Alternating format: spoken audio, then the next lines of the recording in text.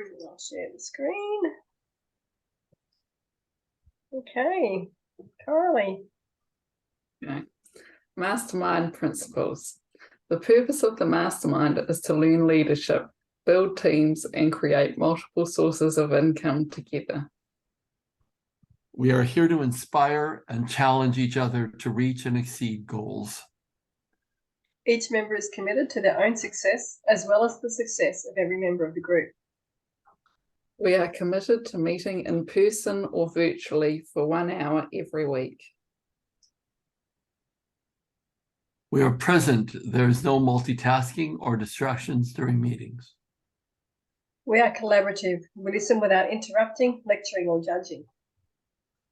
We celebrate each other's successes without jealousy. We are honest and participate by giving thoughtful feedback. We are open and listen to different perspectives without being defensive or offering excuses. We trust fellow members enough to share fully. We are focused, but we also think it's important to have fun during meetings. We are real and authentic. This is a no BS zone. We allow ourselves to become completely aligned with and the high forces. One mind, one soul, one love. Noble Goldman International is a conscious, aware, and engaged global community of abundance and freedom creators. Our mission is to create 1 million millionaires who are free from the time of money paradigm. We focus on creating multiple streams of income through masterminding, team building, and the effective utilisation of the internet-based platforms. The mastermind becomes an opportunity for self-mastery, where the self-transcendent shift from the me to the we to the us occurs. As congruence and engagement increases, the world's consciousness is then raised one meaningful and inspired relationship at a time. Beautiful. And Jane is waiting to come in. And I'm just going to have to open up, I haven't opened up the Kindle yet. Oh. Let me see. Hello, everybody. Hello. Happy New Year. Gary, Thank how are you. you feeling? I'm feeling a tad bit better, not 100%, but a tad bit better. I've been Slow. seeing clients all day today from 9 in the morning till now. And I got one more client after this. So that's my first day back at work, and it just happens to be a really big day. Did you get my email about Venmo and not getting a Venmo? Oh, I know. I've been lax in that. I will send it to you. Okay, no worries. I just Thank want you to you. know I'm not ignoring you. Oh, no, I know. I'm not ignoring you either, sweetheart. Okay. But I do have to say, see what you get for being so good at what you do. You got a book day. Yeah, I do have a book day, so I'm blessed for that. That's for sure. I know. Yep. All right. Okay, I have opened Kindle, so I will share that and we can get started. That's very smart of you to have it all on Kindle that you can just refer to. It took a while to work it out, but it's so much easier. Yeah, I bet. Yeah. Because there we go. You're a very smart cookie, V. Isn't she? Yeah. Extremely. All right, who wants to start? I'm not going to talk too much because I'm losing my voice, so I might let you guys riff on this. Well, Carolee, why don't we go? You go first. I'll go second. Jen can go third. Okay. Great. The meaning of miracles, principles of miracles. There is no order of difficulty in miracles. One is not harder or bigger than another. They are all the same. All expressions of love are maximal. Miracles, as such, do not matter. The only thing that matters is their source, which is far beyond evaluation. Miracles occurred naturally as expressions of love. The real miracle is the love that inspires them. Does anyone need to ask any questions, or is this pretty clear? I love the one thing, the very first one, there's no order of difficulty of miracles. One is not harder or bigger than another. They are all the same. All expressions of love are maximal.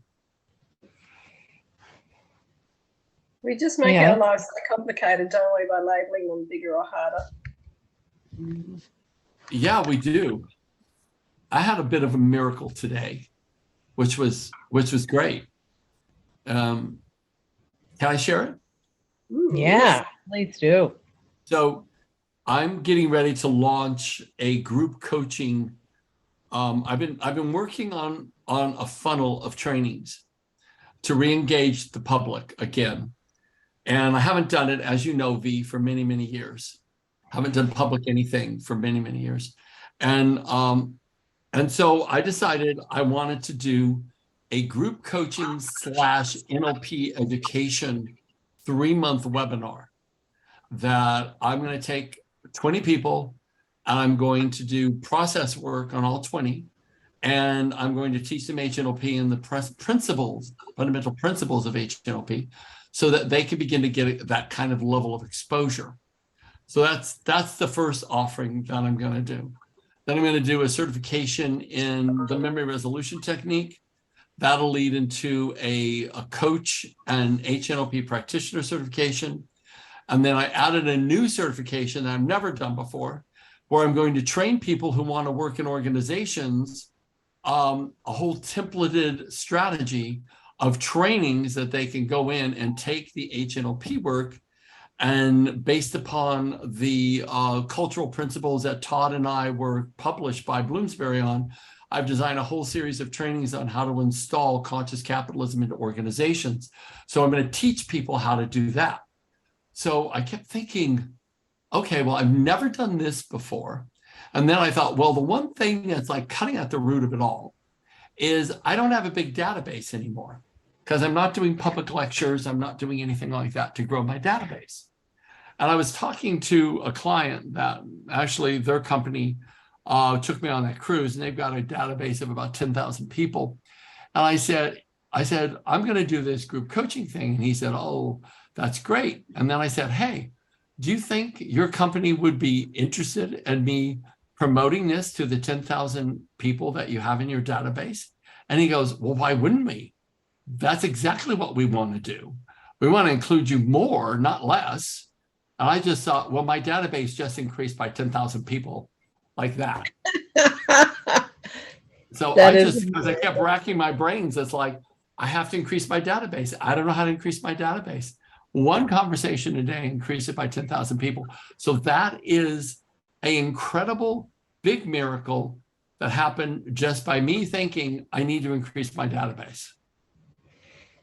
That's phenomenal. That's Gary, very cool. it's very cool. What kind of a group is this? It's going to be a group of individuals who want to do personal work, but can't afford to work with me privately. Like, it would generally cost about almost $6,000 to do as many hours of coaching that I'm going to do with these folks. I'm going to do it for about $2,997, something like that.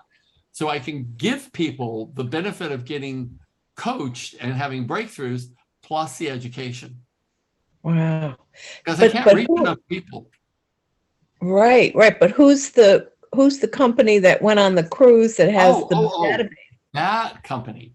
They have 10,000 real estate agents, entrepreneurs in their database that they work with. And so they've been promoting me to them for quite a while.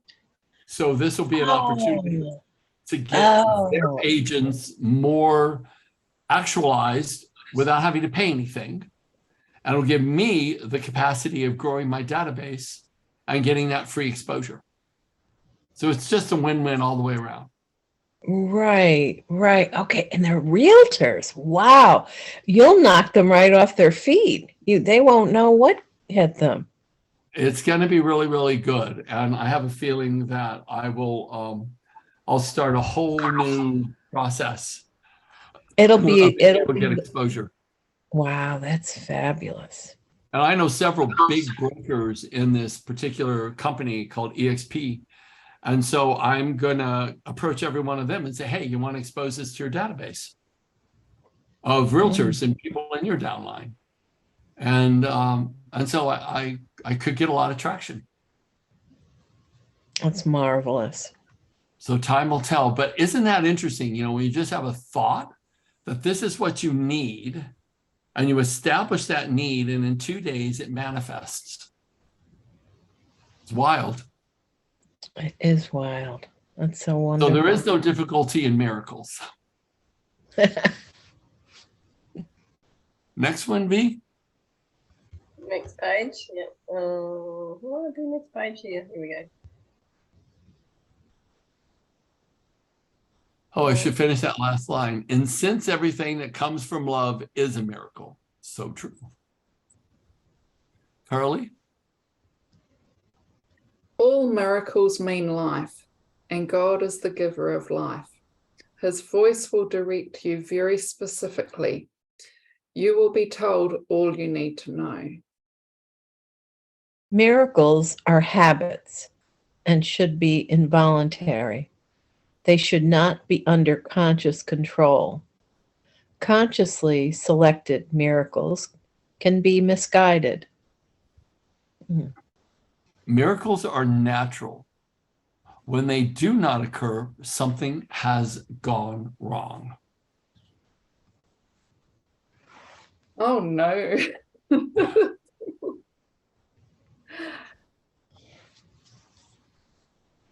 Miracles are everyone's right, but purification is necessary first.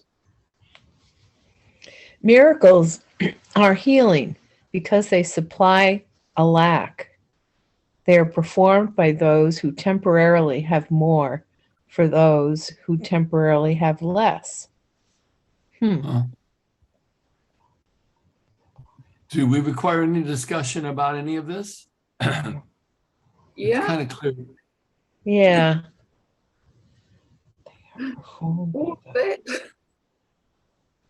Ask the questions. Well, to me, that says that miracles are what happen when you don't get in the way. And then there's, I think that a lot of us spend a lot of time in the way. Well, it presupposes for miracles to occur that everything we do has to come from love, has to come from concern for all living things, has to come from a space of service and to be a powerful force for good. And when we come from that, then miracles happen more naturally for us. I don't, excuse me, I don't quite understand that in the last one, that miracles, they are performed by those who temporarily have more for those who temporarily have less. I think that that's such a beautiful statement because oftentimes what happens in the physical realm is produced by people. Doesn't just show up out of the ethers. That someone shows up and provides something that you weren't expecting, or grants you something that is not expected. Like even what I just shared with you is about someone going, hey, use our database because we want to empower our people, but we don't want to have to pay thousands of dollars for you to do it. But if you do it on your own, and we don't have to pay anything, all we have to do is supply the email addresses and promote it, then we get what we want and you get what you want. Right, right. Okay, I see. I guess I think of miracles as so God-given, when really it's God-inspired. Yep. Okay. All right. Oh, I heard something really fabulous today that I wanted to share with you guys. I was working with a client who's publishing a book as well, and she's really lovely. I mean, she's Puerto Rican, no, she's Dominican. English is her second language, but she just has this beautiful, beautiful heart, coupled with this really passionate Latino woman who, if you betray her too much, she'll turn into your worst nightmare. So all this is all mixed into one person, right? And so she was telling me she's been working around and through the Tony Robbins group. And I guess Tony did some process. She had a big miracle happen. And it was great. And they wanted to, of course, get all the publicity they could from it, and interviewed her and did all this stuff. So she wrote a book, and I'm laced throughout the book as well, because I had done so much coaching with her. And she said, Gary, I want to talk to you about what I've learned this year about my life. And I was like, awesome. So she lists all these things. And then she says, but what I've really learned is that I used to strive, because there was a bunch of hubbub around her taking over certain Facebook groups and the Tony Robbins, company. And everyone was jealous, and people were telling other people that she was a scammer, and they were bad mouthing her and all that kind of stuff that happens. And she said, I realize that I'm not the light. I'm not meant to be the light. I can't take any of this personally. It's not about me. But what I am is I'm a flashlight, a reflection of the light of God. And that I can do, that I can fully own. So I don't have to be the one that is shining the brightest. I have to be the one that is of service and just shines the light that I can shine. So I'm no longer claiming myself as the light of God. I'm claiming myself as one of the billions of flashlights of God. And I'm like, I love that. I loved that. It's very good. I thought so. Next page. Yep. Guy, we're just like ripping through these pages, aren't we? I think we started on the hard stuff. Yeah. You did, That yeah. was easy. Carolyn, you go for it. Miracles are a kind of exchange. Like all expressions of love, which are always miraculous in the true sense, the exchange reverses the physical laws. They bring more love both to the giver and the receiver. The use of miracles as spectacles to induce belief is a misunderstanding of their purpose. Prayer is a medium of miracles. It is a means of communication of the created the created with the creator. Through prayer, love is received, and through miracles, love is expressed.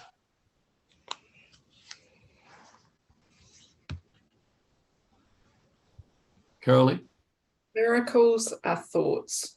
Thoughts can represent the lower or bodily level of experience, or the higher or spiritual level of experience. One makes the physical and the other creates the spiritual. Miracles are both beginnings and endings, and so they alter the temporal order. They are...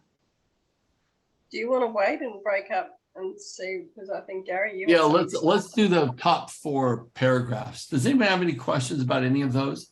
Because they're really powerful. Not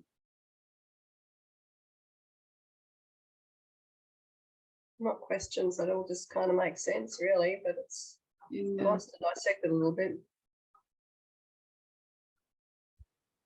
I like that they bring more love to both the giver and the receiver. I love that as well, because it's true. Yeah. I also love the one that says prayer is a medium of miracles, is a means of communication of the created us with the creator. Through prayer, love is received, and through miracles, love is expressed. Now, are any of you guys meditating or spending time in prayer? Not a long time. I mean, I don't spend a lot of time. I spend minutes. Carly, how about for you? Yeah, I do in the morning when I get And up. V? Well, I've been doing the lessons in here, so that's my meditation pretty much, and I do a little bit more than that as well. I do it through my yoga as well. But Sweet. the lessons are like the one I'm doing at the moment is lesson 40, and it says do it every 10 minutes. But obviously, forgive yourself if you don't get to that. But that's an interesting practice just to do that, because it's reminding myself of who I am and what I'm here to do on a much more regular basis than just sitting down once a day to meditate. So you're repeating the lesson challenge to yourself every 10 to 15 minutes. It's not being every 10 to 15 minutes, but it's certainly a lot more regular today. I'm sitting on lesson 40. This is like the third day that I'm doing it, and it's finally feeling like I'm more in touch with it. I'm thinking of it more regularly to actually touch into that. Awesome. If you guys haven't done the daily lessons, really highly recommend it, because it does return you back to source. Would you agree, V? Absolutely. Yeah. And the daily lessons are where? In the back of the Course in Miracles. Okay. They're in the book, but also I've got my Facebook group called Practicing or Studying the Course in Miracles. So I'm posting lessons in there, but I've slowed down because people are saying I can't keep up. So I'm not doing it every day. I'm letting people catch up, but I might post something every day to actually remind people of the lessons. Yeah. Okay. Do you invite those folks to this meeting, V? Yes, I have been. Okay. It's so funny. I've invited 5 or 6 people.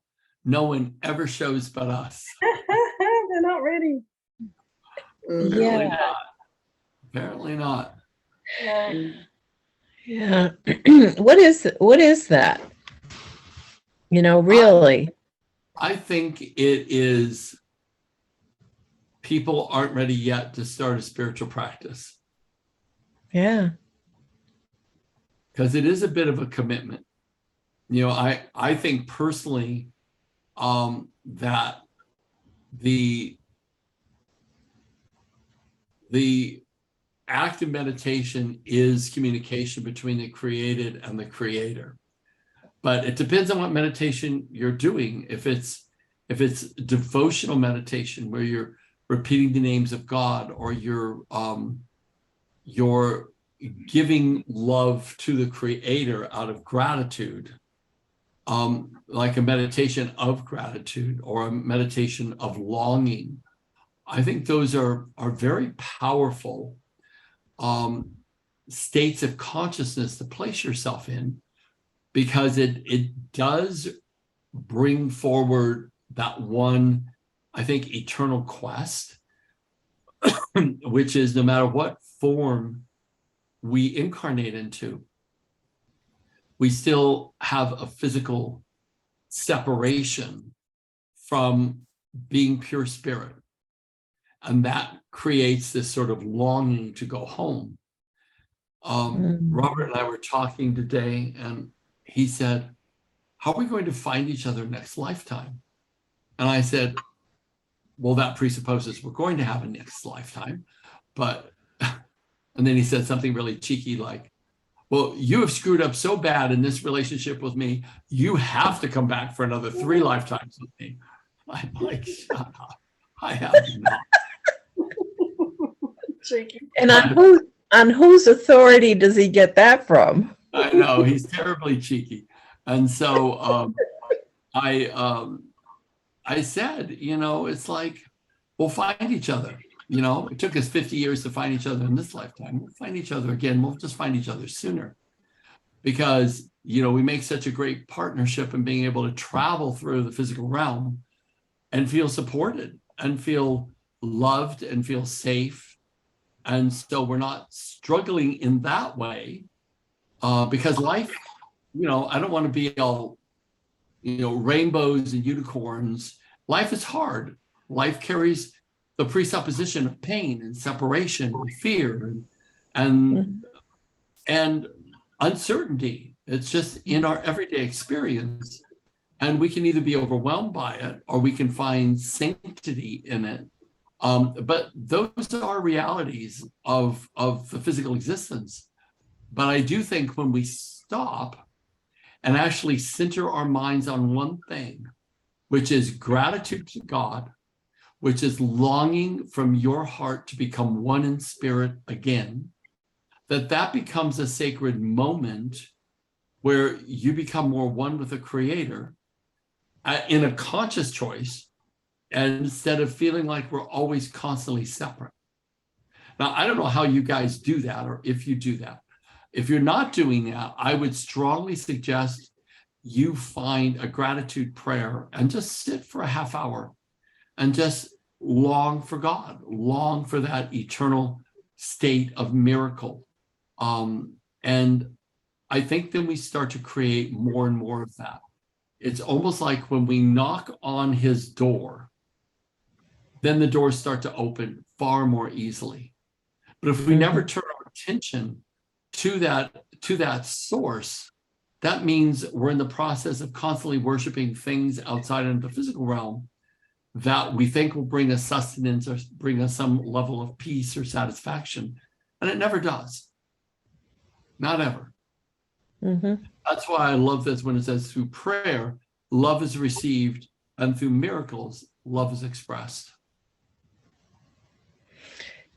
I'm so glad you brought up the notion of finding someone in the next life, because I think that really should be something that we, maybe with our closest people, that we have some kind of an agreement, a phrase that gets used, that almost like a mantra of sorts.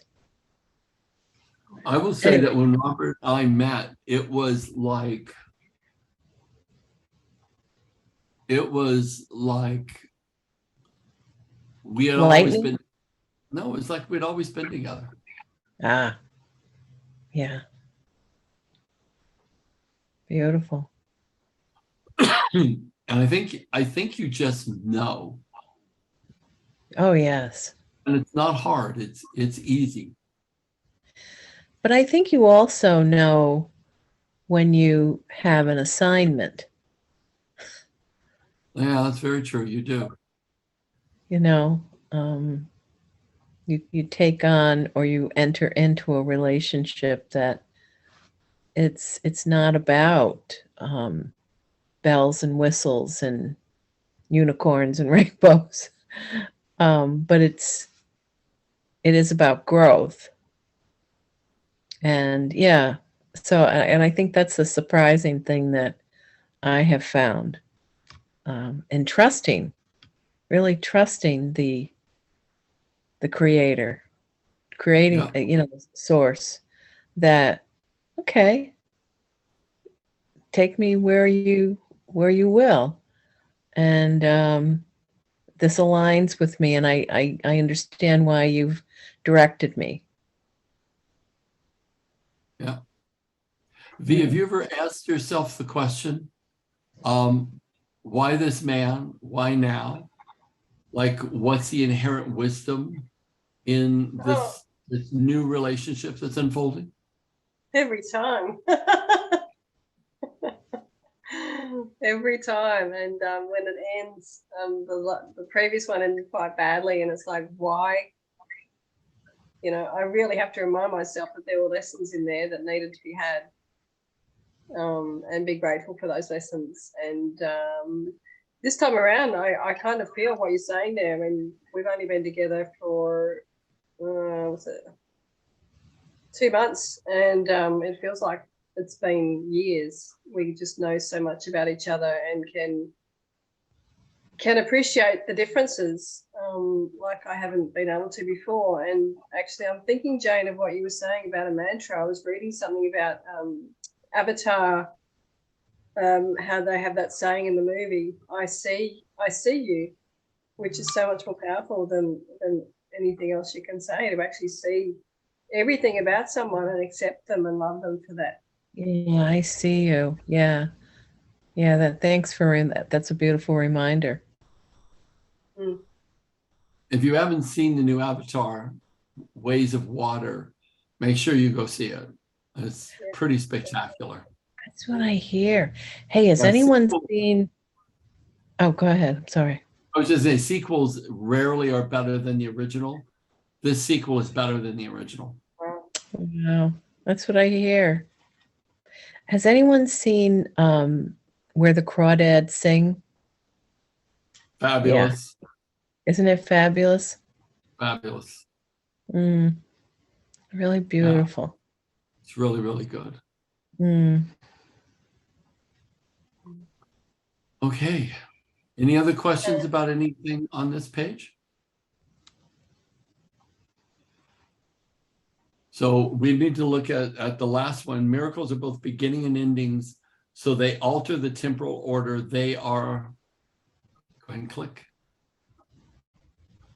They are always affirmations of rebirth, which seems to go back, but really go forward.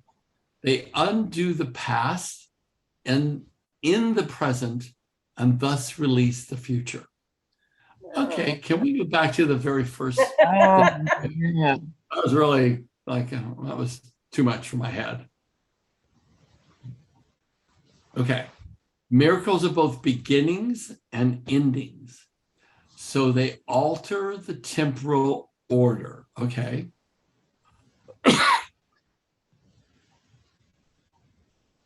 Click B. They are always affirmations of rebirth, which seem to go back but really go forward. They undo the past in the present and thus release the future. They alter the temporal order. Maybe it's because it's on 2 different pages. I can't seem to link it together in my I head. can't either. It kind of feels to me like it's about the fact that, you know, we consider time as linear, but is it really? So they're both beginnings and endings. Okay, got that. So I just need to remember that. Okay, let's click to the next page. They always are affirmations of rebirth, which seem to go back but really go forward. They undo the past and the present and thus release the future. Well, it's kind of like your processes, Gary. You know, you was being in the present, and if you do a timeline regression, you're going back and you're healing things in the past, or learning lessons that you've missed, or incorporating lessons that you haven't consciously taken on.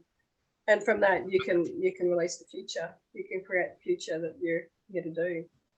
Yeah, it is a bit like the temporal processes of HNLP, especially when you go back on your ancestral timelines and work with the ancestral issues. It creates this huge ripple effect into the future. Okay.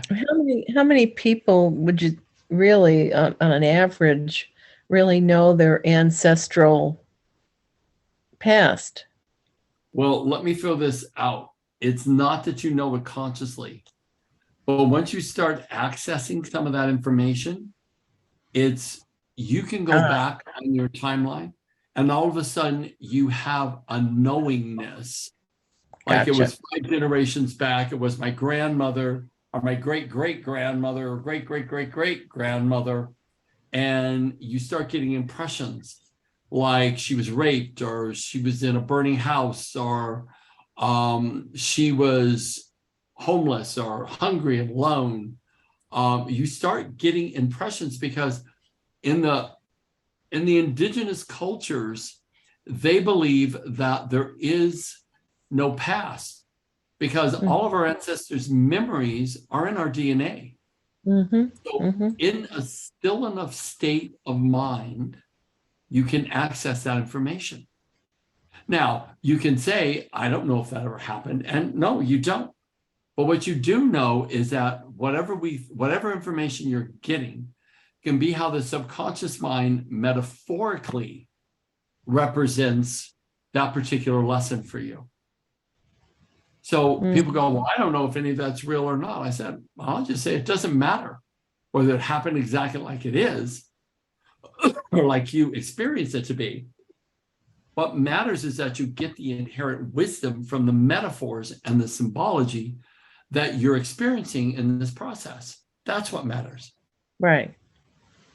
So what are the feelings that are rising into you? What are the different impressions that are coming into your mind? And if those could speak and lay out a story, what would that be? Right. And then people get off the whole thing of, well, I'm imagining it or I'm doing this. No, you still your mind enough and the information just naturally rises. Mm-hmm.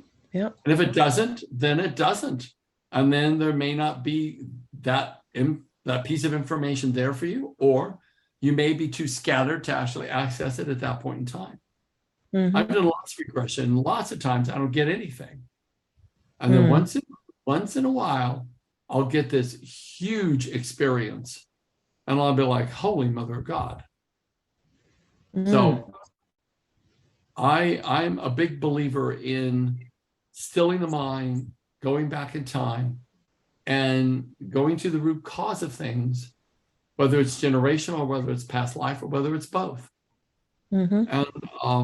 And seeing what kind of information lies there. Yeah. Yeah. Yeah. Perfect. Coralie, you want to read? Yeah. Miracles bear witness to truth. They are convincing because they arise from conviction. Without conviction, they deteriorate into magic, which is mindless and therefore destructive, or rather the uncreative use of mind.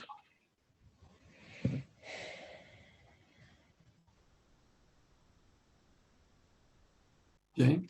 Yeah, I'm just looking at that. Well, we'll come back to it. Okay. Each day should be devoted to miracles. The purpose of time is to enable you to learn how to use time constructively.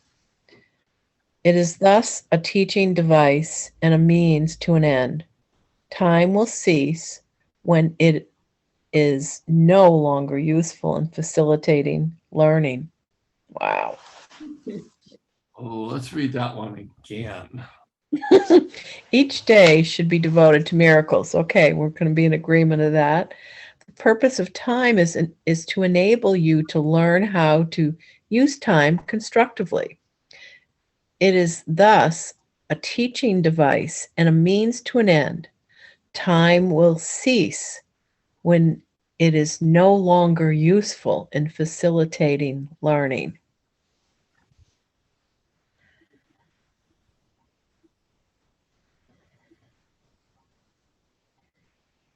Okay, I kind of get that. Anybody else want to comment on it? Jane, did you have something on the previous paragraph? Was something you were. What was that? Did you have something on the previous paragraph? Miracles. Yeah, I do, but I guess we're with this. So time will cease when it is no longer useful in facilitating learning. I guess the reason why that doesn't make sense to me is what's it referring to? I mean, we're souls, and as souls, are we not always learning? Yes, but I think this is more speaking to the separated mind. I see, the physical form. Yeah. Okay. All right, gotcha. I was taking it someplace. Yeah, the thing about the previous read was without conviction, they deteriorate into magic, which is mindless. So what's magic to the Course in Miracles? I mean, I guess I thought magic and miracles are kind of like a brotherhood or a sisterhood. They're neck and neck, miracles and magic. Apparently not. Right. So, I mean, I can see magic being done for the benefit of personal significance and miracles being done out of the simple witnessing of God in action in the world and directionalizing of that love. But magic is more about containment, personal significance, and public opinion. So it's That's ego driven. right, which is mindless, therefore destructive, or rather the uncreative use of mind. Okay. Okay, should I go on to the last one? Sure. Miracles are teaching devices for demonstrating it is as blessed to give as to receive. They simultaneously increase the strength of the giver and supply strength to the receiver.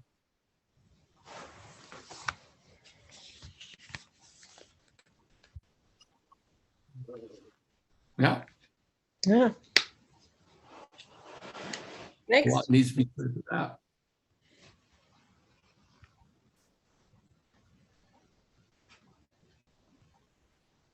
Miracles, yeah. Miracles transcend the body. They are sudden shifts into invisibility, away from the bodily level. That is why they heal. A miracle is a service. It is the maximal service you can render to another. It is a way of loving your neighbor as yourself. You recognize your own and your neighbor's worth simultaneously. Huh. That's beautiful. It is. Miracles make minds one in God. They depend on cooperation because the sonship, which is all of us, is the sum of all that God created. Miracles therefore reflect the laws of eternity, not of time.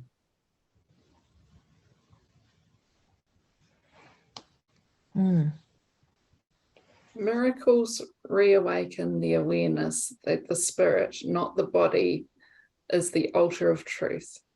This is the recognition that leads to the healing power of the miracle.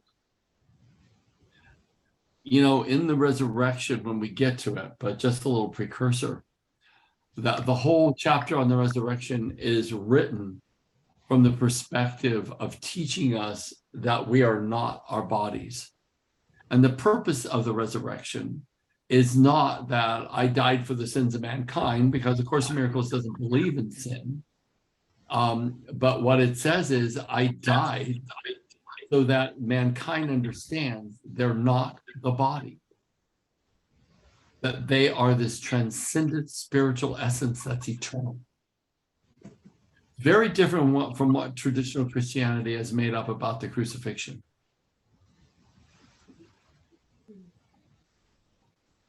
When I first read it, I was like, boy, do all those mega churches in the United States have it wrong. Mm-hmm.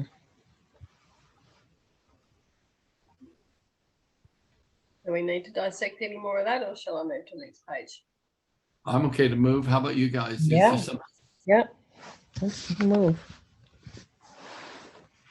Who read last? Carol Lee did. Jane? Yeah, I'm next. Okay.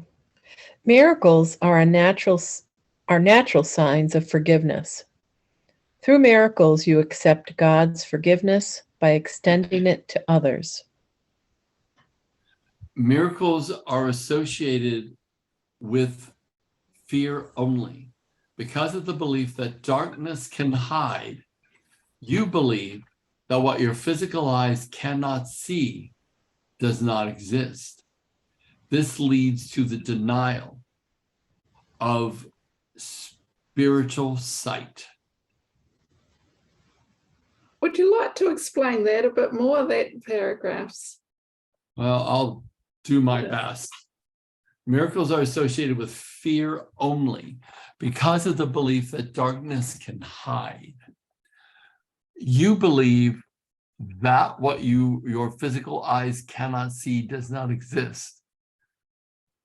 This leads to the denial of spiritual sight. So this is about looking through the mind of the ego, that people are afraid of extraordinary things occurring because their miracles are associated with fear because of the belief that darkness hides, meaning that if someone creates a miracle that is too out of the ordinary from what everybody else is experiencing, that there must be some power happening that we all don't have. And because people are afraid of what they don't understand, there can oftentimes be fear associated. Mm-hmm. You believe that your physical eyes cannot see. You believe that what your physical eyes cannot see does not exist. So therefore, the miracles, however the circumstances align themselves to produce it, if my physical eyes can't see the synchronicity of the events leading to the miracle, that the miracle isn't really true. And then that leads to the denial of the spiritual presence in our lives. How many of us have had an experience that is sort of a spiritual experience? You try to explain to someone and they just kind of scratch their heads and like, I wasn't there. Maybe you had to be there. But it's a bit like throwing pearls before swine. People can't get it. Mm-hmm. Yeah, I have many. Yeah. Miracles rearrange perception and place all levels in true perspective. This is healing because sickness comes from confusing the levels. Okay, that's confusing. Mhm.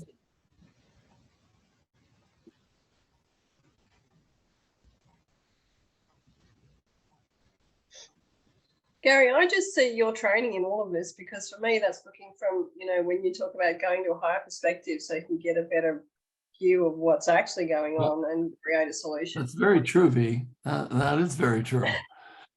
Because that is exactly what we do is look at it from the perspective of your angelic self, and then you have a whole nother level of insight.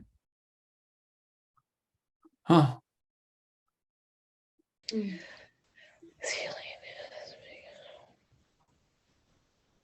Okay. Okay, I don't know. I'm just not getting this. This is healing because sickness comes from confusing the levels. What kind of sickness? Probably the sickness of separation, which eventually leads to the sickness of the body. So fear and stress and all of that eventually causes, illness within the body. And when they talk about levels, that was what kind of was throwing me, because the first time I've heard about confusing the levels, but it would be like physical, mental, emotional, and spiritual levels. When you make a spiritual experience something that is a mental experience or physical experience, then you minimize the importance of that energy in your life, which is confusing the levels. Placing a spiritual experience on the level of, oh, that could have happened to anybody, or that's just synchronicity, or that's just happens all the time. Then you minimize the ability for you to actually have the inspiration of the spiritual world. Okay. Do you guys get that? Mm-hmm. Okay. Miracles enable you to heal the sick and raise the dead because you made sickness and death yourself and can therefore abolish both. Okay, we're going to talk about this for a long time. You are a miracle capable of creating in the likeness of your creator. Everything else is your own nightmare and does not exist. Only the creations of light are real. Okay, if we really understood this and believed this, our whole life would immediately transform. Oh, like right here now, we'd all levitate out of here. I'm telling you. I mean, miracles enable you to heal the sick and raise the dead. Oh boy, that's a big ask. Because you made sickness and death yourself and can therefore abolish both. Okay, so the only way I can wrap my head around this is that, I don't know if I can wrap my head around it. I can kind of wrap it around death from the perspective that if you view death as a finality, Mhm. then you make it solid, real, immobile, and time-based.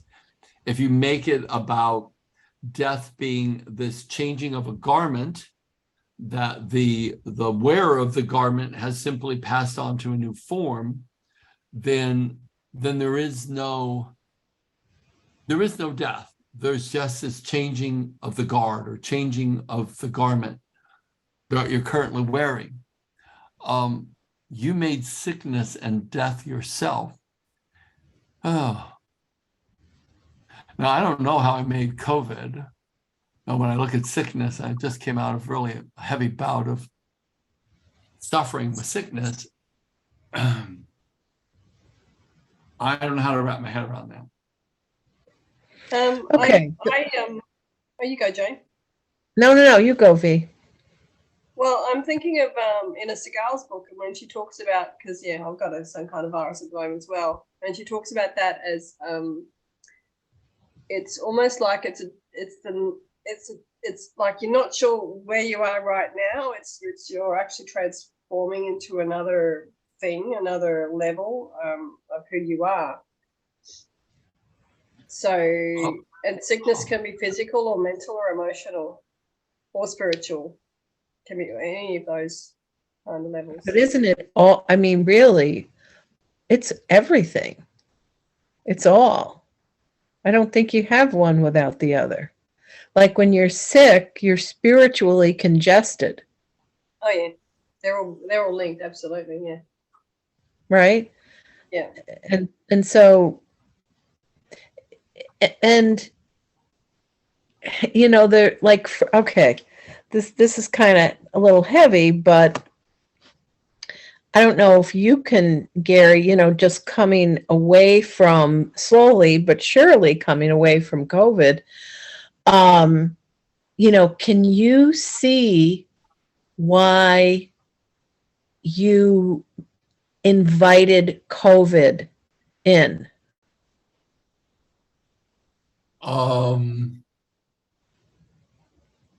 You mean like what the purpose of that experience was? Yeah. Like, how could it best serve you? How did it serve you? How was it supposed to serve you? I'll tell you kind of what it did, because I started getting sick the last day of training. Right. And I mean, the second half of that day and the last hour, I completely lost my voice. I didn't feel sick, but I completely lost my voice. I have no conscious awareness of what I received from that experience. However, I do have experiential awareness of what I received from it. When I started facilitating clients, today and during that training, right before I got sick, there were things coming out of my mouth that I've never said before. I did a short little demo doing locational submodalities with this woman that had this, oh, I don't know if it was a tumor or what it was, but she had watched her sister die of some horrible, well, of cancer. And she had some sort of anomaly on her neck, on her left side of her neck, which would have been primary female figure connecting knowingness with doing. Right. So that's where this is what the neck represents, connecting knowing with doing. And she had Right. some sort of anomaly, some sort of growth. And she was terrified that she was going to die like her sister. And this was the beginning of it. So I called her up, not knowing what she was going to work on. And I told her you can keep it content free, but she said she wanted to add content to her. And so we started to do some work, just simple locational submodality, like what, a 15-minute process. And, when we were done, she went, "Oh my God, it's gone." I was like, "Cool." I have no idea how that happened, but she says, "It's gone. It's completely gone." And I got an email from her 2 weeks later, and she said, "Gary, it's completely evaporated out of my body. I feel completely different." So, separation, fear, the running of the emotional states of guilt and resentment and self-blame all creates those kind of thoughts and emotional states will create some form and some iteration. Right. And so that becomes our nightmare. And that becomes how now I'm starting to get it. That becomes how we make our sickness. So those emotional imbalances. Exactly. And then it says here, because you made sickness and death yourself, you can therefore abolish both. You are a miracle capable of creating in the likeness of your creator. Everything else is your own nightmare. So this woman was creating a nightmare. Absolutely. By the thoughts she were thinking, by the unresolved issues she probably had with her sister. And then it says, only the creations of light are real. So in this locational submodality process, I locate the inner healer, which is sort of a spiritual part of us. I bring the inner healer down to where that anomaly was. And she instructs the inner healer to begin to do the healing work that is required to bring her body back to balance. And within 5 minutes, it was gone. Now, that's not me, to be quite frank. That's the power of her subconscious mind, and that's the power of her focus. So she did that. Right, but you're asked to be a facilitator. Right. I just facilitated it, but she did all the work. So this is, I get it now. This is what it's saying. Yeah, I get it. Yep. That makes sense to everybody? Mm-hmm. Okay, we are 8 o'clock straight up here. Oh, yeah. So does anyone have any questions about this? This was actually very cool for me to read. Oh, I love it. Love it. Love it. And why there aren't. Let's come back to that one at the beginning of next week as well, I think. Okay. That one. I'm all about that. Sure. So let's give our word that we want to leave the group with. B? I see you. Oh, I love that. Cool. Coralie? And can I return the favor? I see you too. Thank you, Jason. I mean that for all of you. Thank you. Coralie? I really like that last line there. Only the creations of light are real. Mm.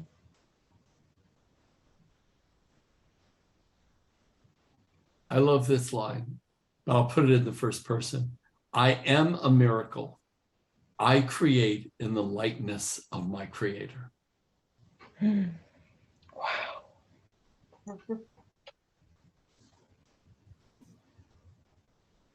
And what if we truly and wholly believed that, right? Then we would be a walking miracle, performing miracles every moment of the day. Yeah. Let's do that. Okay. I'm game. Me too. I see you. And it's not peekaboo. I so wish more people could share in what we experience on these Tuesday evenings. Don't Not you? that they have to. I kind of like it intimate like this. But I just know that there's so many people that are out there really suffering between their ears. Absolutely. They don't have a way out. Yeah. That's what I say. That's exactly what I say. And I speak it. I tell people about this book, this class, this, and it's like, hello, are you home? You're not home. I know you're not home because this isn't home. Oh well. For Very next true. time. Always next time. Always next time. Yep. Or next Thank you, life. everyone. Yeah, this was great for me tonight. So thank you everyone for showing up. And V, I know you're going to feel better. Get a lot of sleep today if you can. Yeah. Because are Yes. you having this sort of cottony cough? Feels like a dry cough. It's a dry cough. There's nothing. Not that you're going to get what I had, but that's how I started off. I had this dry, weird cough, lasted about 3 days. And then it just, because I was exerting so much of my energy, I got really, really sick. So just be really easy on yourself. Yeah, I actually feel like I'm coming out the other side now, so I'll be fine. You would have been so proud of me. I decided that I was going to do something I've never done before. So I wanted to see if I can push through my fear of heights and doing outrageous things. So I was in Honduras, in the jungles of Honduras, and I zip lined 13 very long zip lines all the way down this mountain with macaws and monkeys everywhere. And I'm just zip lining down, like, up in the canopies of this rainforest. And I got to the bottom of the hill, or the bottom of the mountain, and I was like, you know what? That's going to be a metaphor for this entire year of 2023 for me, is that I was almost wet myself the first zip line, but I didn't. And by the time I was done, I was like, I love this. I would do this repetitively over and over and over again, because I was able to push through the fear to a whole new level of enjoying the experience, which I've never been able to do, and I never would allow myself to do. I always play everything very safe. And so I had a bit of a breakthrough, which I've been using now. Every time I get afraid of doing something, I'm like, oh, it's going to be just like zip lining. Let me just, just step into it anyways. Nice. So what do you think about skydiving? Oh no, I draw my limit at zip lining. I will never jump out of a perfectly good plane, ever. I do not need that kind of adrenaline rush. Unless the guy who I was on their back was super handsome, like a Henry Carville kind of guy. Just for that experience. But then he'd have to be facing you, right? Well, I would make that happen. Yeah, it'd have to be, face to face. If it was like a Henry Carville kind of skydiver guy, I'd be like, I'm all in. Until he took off his mask. It's like, oh no, I'd make him leave his mask off. That's what I did. Oh, that's great. Okay, gang, you guys have a lovely week, and I will see you next Tuesday. Yeah, that's beautiful. Thanks, Take care, everyone. Carly. Thanks, Karen Fee. Feel the Bye, Jane. love. Bye. Thank you. Bye. Thank you. Bye.